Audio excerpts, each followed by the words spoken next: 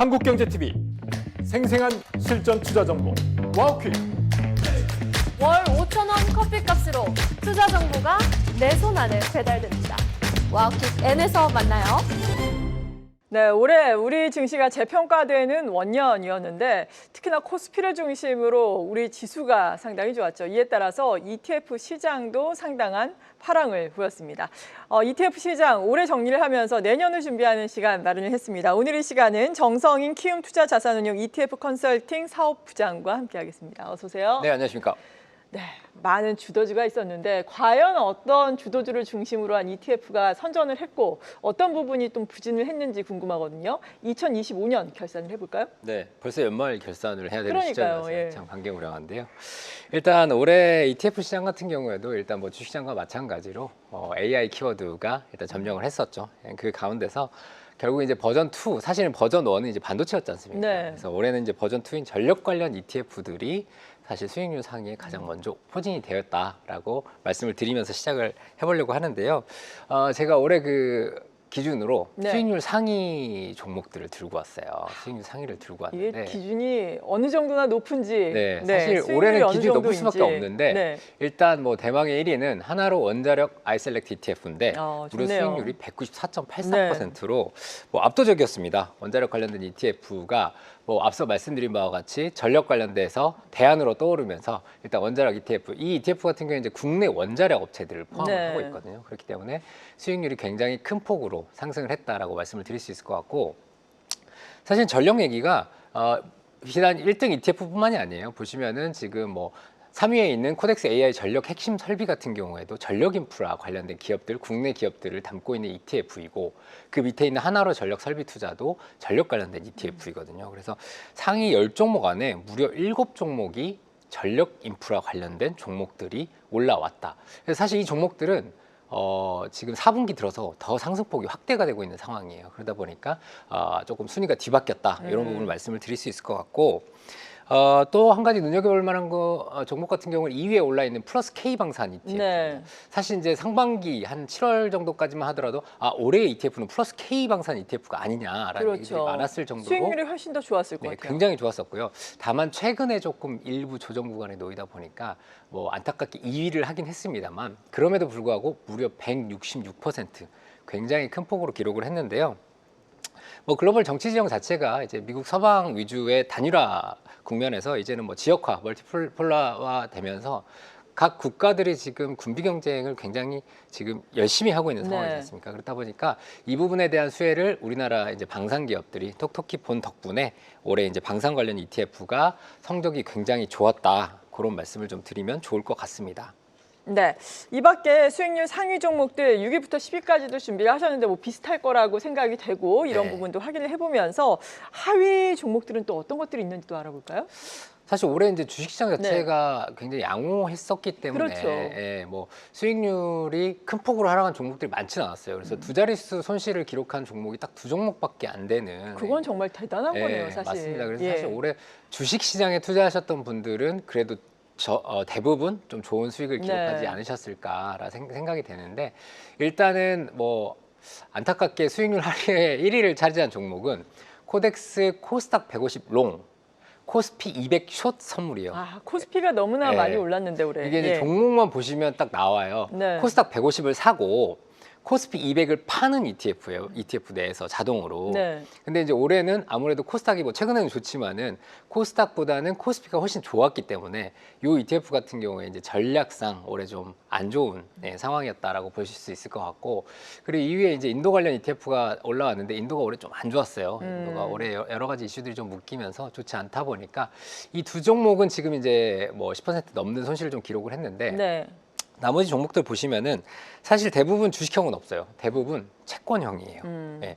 그 뭐 주식 자산이란 거는 일단 경기 선행 자산인 거고, 채권형 같은 경우는 경기 후행 자산으로 이제 대표적으로 저희가 얘기를 하는데, 어쨌든 우리나라도 그렇고 미국도 그렇고 이제 정권이 바뀌면서 경기 회복에 대한 기대감이 높아지다 보니까 어쨌든 주식시장은 굉장히 좋았지 않습니까? 네. 근데 이제 반대급부로 경기가 좀 좋아지다 보니까 채권 투자 수익률은 조금 좋지 않을 거다라는 전망들, 또 금리 인하에 대한 기대감들이 좀 희석이 되면서 특히 이제 장기채 위주로 굉장히 성적이 안 좋았습니다. 장기채 같은 경우에 이제 아무래도 변동성이 좀 크다 보니까 특히 이제 뭐 타이거 국고채 30년 스트릭 액티브나 뭐 라이즈 키스 국고채 30년 이네스 같은, 또 여기 나와 있는 플러스 국고채 30년 액티브와 같은 이런 주로 30년물에 투자하는 ETF들, 이런 ETF들이 수익률 하이를 좀 기록을 했고, 안타깝게도 뭐 마이너스 손실을 좀 기록을 했다, 이렇게 요약을 좀 드릴 수 있을 것 같아요. 네, 시장이 워낙에 좋다 보니까 마이너스 손실을 기록한 ETF를 보더라도 마이너스의 폭이 예년과 비교해서는 많이 크진 않았는데, 레버리지와 또 지금 인버스를 포함하지 않은 부분이잖아요. 네, 이 부분을 포함한다면 좀 달라질 수는 있겠습니다. 개인 투자자 여러분들은 또 어떤 종목을 가장 큰 폭으로 순매수를 했는지 궁금한데요. 올해 그 대통령께서 그런 말씀하셨잖아요. 네. 국장 복귀는 지능순이다. 뭐 이런 예. 말씀하셨었는데, 사실 그만큼 이제 국내 주식형들이 좋긴 했었지 않습니까? 좋죠. 앞서도 예. 저희가 보여드렸지만 좋았었는데, 그럼에도 불구하고 올해 누적으로 개인 투자자분들의 누적 순매수 1위는 미국 지수가 차지를 했습니다. 네. 그래서 1위는 타이거 미국 S&P 500 ETF가 차지를 했고요. 무려 뭐 3조 원 가까운 금액을 개인 투자자분들이 순매수를 하셨어요. 그래서 사실은 이제 그럼에도 불구하고 우리나라 투자자분들의 미장 사랑은 여전히 네. 이어지고 있다라고 볼 수 있을 것 같고, 특히 이제 그 미국 대표 지수 같은 경우에는 뭐랄까 약간 믿음의 상징, 약간 이런 느낌으로 변해가다 보니까, 그렇죠. 장기 추세가 일단은 증명을 하니까요. 네. 예. 그러다 보니까 이제 아무래도 미국 대표 지수에 적립식으로 투자하시는 분들이 되게 많으세요. 맞죠. 되게 많으시고, 저 같은 경우에도 저희 자녀들 같은 경우에 미국 적립식으로 이제 대표 지수를 투자해주고 있는데, 그만큼 이제 미국 대표 지수형 상품들이 꾸준하게 사랑을 받고 있다. 또 퇴직연금의 힘이 아닐까 그렇게 생각이 되어지는데, 그래서 개인 순매수 상위에 보시면은 1위가 방금 말씀드린 타이거 미국 S&P 500, 그리고 4위도 코덱스 미국 S&P 500, 5위가 미국 나스닥 100, 뭐 이런 종목들이 올라왔고요.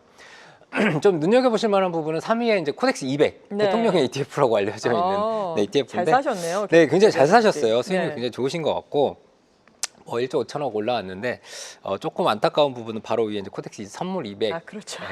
선물 인버스 마이너스, 그러니까 곧버스 저희가 이제 하는 것들이 올라와 있어서 이 투자자분들 같은 경우 약간 좀 손실을 기록을 하셨을 것 같고, 뭐 그 외의 화두로는 일단 7위에 보시면은 SKLX 금연물, 올해 또 금투자 어마어마했지 않습니까? 그래서 금연물 같은 경우에도 1조 원 이상 개인 투자자들이 순매수를 하면서 순매수 상위에 이름을 올렸다, 이렇게 말씀을 드릴 수 있을 것 같습니다. 네, 순매도를 한 ETF들은 어떤 것들이 있는지 궁금한데, 일단은 뭐 순매도 쪽은 차익 실현을 했다라고 볼 수 있는 걸까요? 기본적으로 이제 차익 실현 ETF들이 대부분 올라와 있죠. 그러겠죠. 지수가 많이 올라왔기 때문에 상위에 보시면은 지수에 투자하는 레버리지 ETF들이 개인 순매도 상위를 좀 차지했다라고 말씀을 드릴 수 있을 네. 것 같아요.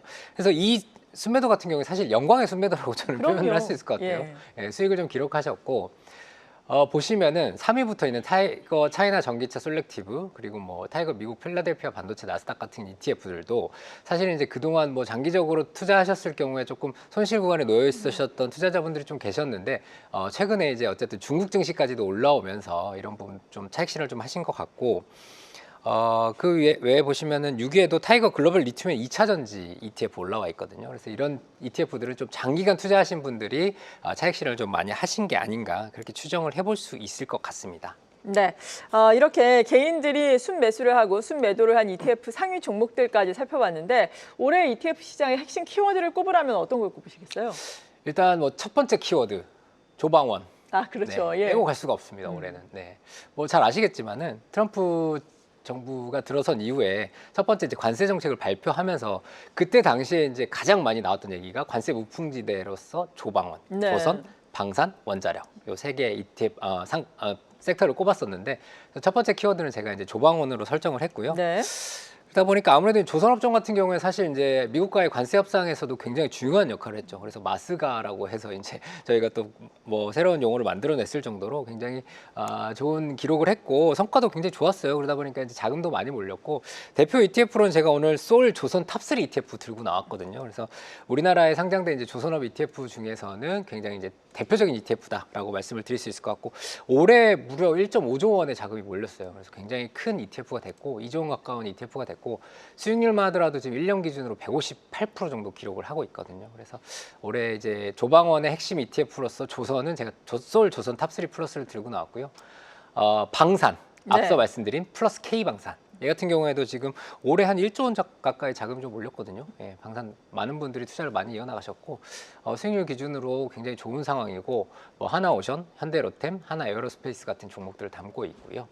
마지막으로 원자력은 앞서 저희가 영광의 수익률 1위를 차지했던 하나로 네. 원자력 아이셀렉트 국내 원자력 기업에 투자하는 상품이고 이 같은 경우에도 올해 이제 한 5천억 가까이 자금이 유입이 되면서 상당히 큰 폭으로 성장을 했고 수익률 같은 경우에는 앞서 말씀드린 바와 같이 굉장히 좋은 수익을 기록을 했다. 네, 이렇게 좀 말씀을 드릴 수 있을 것 같아요. 네, 조방원 같은 경우에는 뭐 내년에도 좋을 것이다 이런 이야기 계속해서 나오니까 주목을 해서 봐야 되겠습니다.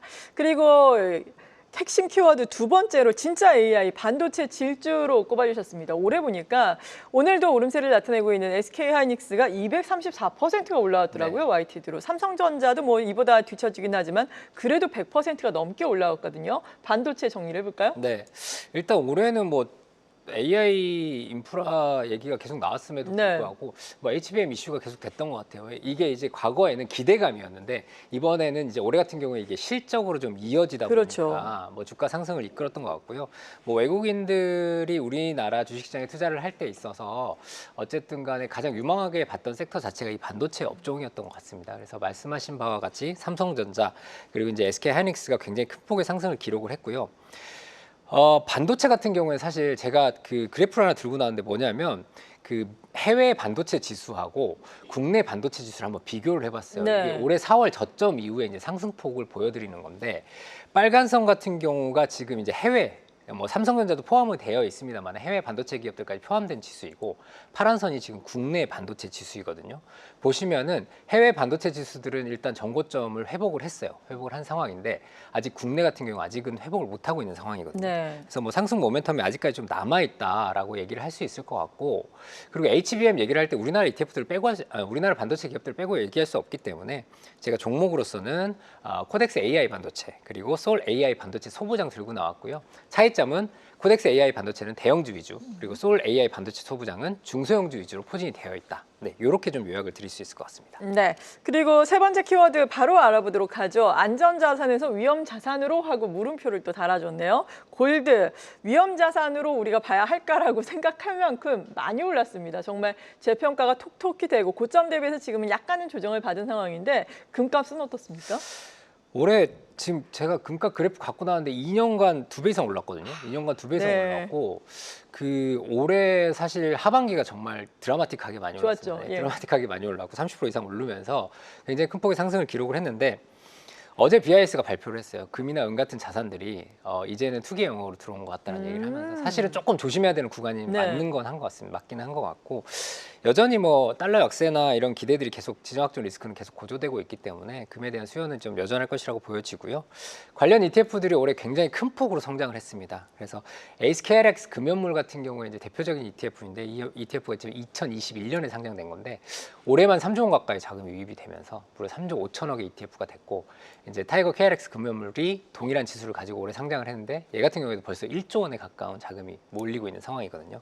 그래서 이제 금 ETF 투자하시는 분들은 이 두 개 종목을 보시면 될 것 같은데 앞서 말씀드린 바와 같이 조금 조심하는 게 지금으로서는 맞아 보인다. 네, 그렇게 말씀을 드릴 수 있을 것 같습니다. 네. 그렇다면 2025년 이렇게 정리를 해봤는데 2026년에는 어떤 ETF를 주목해야 한다고 보세요? 일단 제가 첫 번째 키워드는 네. 양자 컴퓨팅 들고 왔어요. 양자 컴퓨팅. 네. 이제는 투자하시는 분들 어느 정도 조금 익숙해지셨을 그렇죠. 것 같아요. 양자 컴퓨팅. 사실 올해 이제 하반기에도 굉장히 좋았었는데 제가 한 달 전 방송에도 말씀드렸지만 지금 금리 인하 기대감이 후퇴가 되면서 좀 조정 구간에 놓여 있거든요. 근데 여전히 양자 기술에 대한 부분들은 글로벌 대형 이제 IT 기업들 같은 경우에도 지금 힘을 쏟고 있고 뿐만 아니라 소위 이제 양자 탑티어라고 말하는 아이온큐, 리게티, 디에이브 퀀텀 같은 스타트업들이 여전히 끌고 가고 있기 때문에 조정을 받은 상황에서 내년에 또 CES가 지금 연초에 예정이 되어 있지 네. 않습니까? 그래서 다시 한번 좀 주목을 받을 수 있을 것 같아서 제가 들고 나왔고요. 관련 ETF는 저희 뭐 키움 투자자산용의 키움 미국 양자 컴퓨팅 ETF가 이제 가장 먼저 상장되어 있던 대표적인 ETF이고, 소울 미국 양자 컴퓨팅 탑 10, 얘 같은 경우에 이제 10종목만 가지고 가는 거고, 네. 키움 같은 경우에는 20종목을 가지고 가는 거기 때문에 이제 분산 투자에 차이가 있다라는 차원에서 양자는 아마 장기적인 관점에서 꼭 한번 봐주십사 해서 들고 나왔습니다. 네. 그리고 또 다른 그 ETF는 어떤 게 있다고 하세요? 전력. 전력 네, 여전히 좋을 전력은 것이다. 여전히 계속 예. 봐야 되고요. 뭐 지난주에 젠스낭 CEO도 뭐 인터뷰에서 비슷한 얘기를 했어요. AI의 핵심은 일단은 안정적인 전력 공급이 돼야 되고, 그 안에서 이제 원자력 같은 것들이 굉장히 중요하다는 얘기를 하면서 전력은 아마 내년에도 계속해서 조금 주목을 받을 것 같고, 제가 미국 상품, 한국 상품 이렇게 들고 네. 왔는데 소울 미국 원자력 SMR, 얘가 올해 상장된 상품이고요. 미국 SMR 관련된 주식들에 투자하는 상품, 그리고 이제 코덱스 AI 전력 핵심 설비는 우리나라 전력 기업들에 투자하는 ETF이기 때문에 반드시 내년에는 전력 관련된 ETF들도 눈여겨보셔라라는 관점에서 들고 나왔습니다. 네. 그리고 배당주도 간략하게 살펴보도록 할까요? 아무래도 배당주의 연말이니까 관심이 많잖아요. 네, 고배당 ETF도 굉장히 많거든요. 네. 굉장히 많은데 요즘에는 좀 새로운 ETF들이 좀 나왔어요. 보시면은 뭐 플러스 자사주 매입 고배당주, 그러니까 자사주 매입의 조건을 추가했어요. 배당 수익률에. 좋네요. 예, 뭐 정부 정책의 일환으로서 나온 상품이고 투자자분들 반응이 굉장히 좋은 것 같고요. 그리고 이제 저희 키움 투자자산용에서 운영하는 한국 고배당 앤 미국 AI 테크, 그러니까 한국 고배당 주식 15개, 그리고 미국 AI 테크 10종목을 해가지고 7대 3으로 가져가면서 배당과 주가 상승을 동시에 좀 추구하는 이런 ETF들도 요즘에는 새로운 유형의 고배당 ETF로 출시가 되었습니다. 네, 지금까지 ETF 시장 정리를 하면서 투자 전략 세워봤습니다. 키움 투자자산운용 ETF 사업부의 정성인 부장이었습니다. 고맙습니다. 맞습니다. 계속해서 다양한 경제 이슈를 알고 싶다면 구독과 좋아요, 알림 설정 부탁드립니다. AI 캐스터 권미정이었습니다.